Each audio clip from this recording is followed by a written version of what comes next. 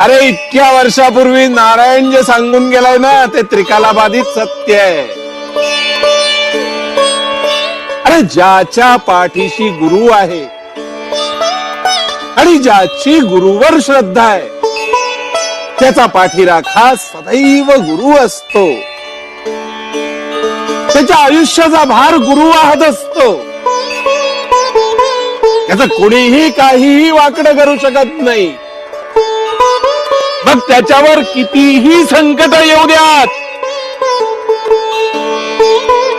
गुरु त्याला त्या संकटातून तारून नेतो.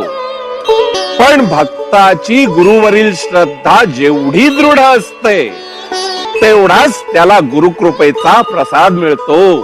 अरे आपल्या आशा आकांक्षा आपल्या मुलांवर लादू नयेत. त्यांचे आयुष्य, त्यांची स्वप्न त्यांना बघू द्यावीत.